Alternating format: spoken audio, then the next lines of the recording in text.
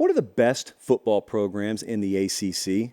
And do we really want to get past about number 5, 6, or 7? Yes, we do. It's going to be gross. We're going to need to wash ourselves off with a hose pipe afterwards. But you know what? Someone's got to do this, and we're going to do it. Florida State University is the best program in the ACC right now. And here's what I'm taking into account. I care about the last 3 years of on-field production, talent acquisition. I care about your stability. These are the things I care about, along with your resource pool. That's the difference in a team and a program. So I got Florida State number 1. They are 23-4 past couple of seasons, back-to-back double-digit win seasons. They're the only team in the ACC that can say that. They got 3 top 20 classes in the last 3 years. They are number 1 in the ACC in portal classes the last 3 years. And Mike Norvell just got himself locked in long-term. They have a max stability rating. Florida State, for the first time in a long time, ascends to the top of the ACC program power rankings. Notre Dame, or not Notre Dame because they choose not to join the conference. Florida State's now the number 1 program in the ACC. It's been Clemson forever. Got Clemson at number 2 right now. Not a long way away, but 9+ win seasons all 3. They've got 3 top 11 classes. They are choosing not to go the portal route. And I think it's made a difference when you look at the caliber of athlete they have on the field. Not bad, not bad. But we're talking about going from making platinum records to, for the time being, just making gold records. Still really good. We just have to take it in the proper context. Coaching, very stable there. So I got Florida State and Clemson 1-2. That's Tier 1. Tier 2, and the number 3 program in the ACC, it's NC State. So quietly, Dave Doran's got North Carolina State up there. 3 winning seasons the last 3 years. They're one of 2 teams to be above 500 each of the past 3 years. Can you believe that? This conference has been so subpar collectively. They have dropped the ball to the point where there are only 2 teams that have had back-to-back-to-back seasons above 500, and that's NC State and Clemson. 9 of 11 years now under Doran. They've had winning seasons, and they've had big jumps in talent acquisition lately as well. So NC State I've got as the number 3 program. I got Miami as number 4. Now this is a classic balance of they're sky high in one of our metrics we care about, and that's talent acquisition, but the on-field product's not there yet. They believe it will be this fall, but this doesn't take that into account. This isn't a projection. This is a gauge of the here and now. They've got back-to-back top 10 classes, back-to-back top 12 in the portal. They're the overall best talent acquisition program in the conference right now.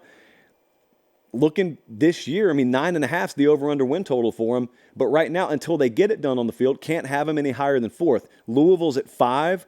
They've gone from 6-7 to 8-5 to 10-4.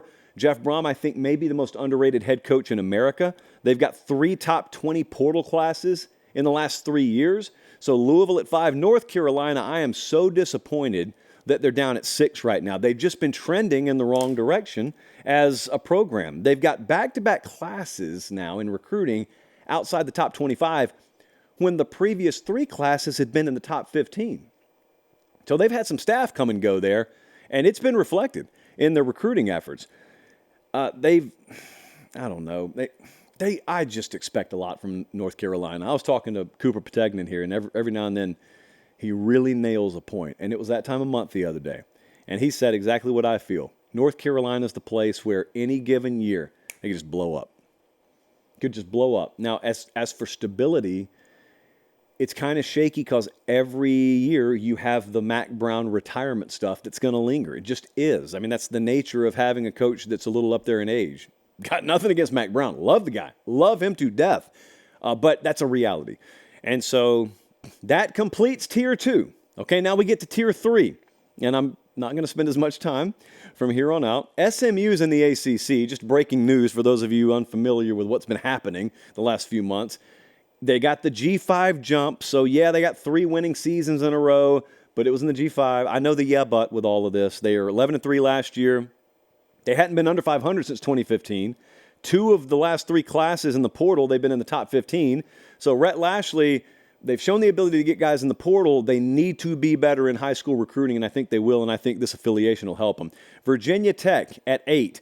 They just need the engine to crank. They've been turning that ignition. They just need it to crank. They're 7-6 last year. They've had 3 top 50 classes. There's a lot of growing energy in the program, but we need it to happen. We need it to manifest itself on the field before we bump them higher. Duke is 9. A lot of echoes of Mike Elko. Echoes of Elko, not a bad goth band name.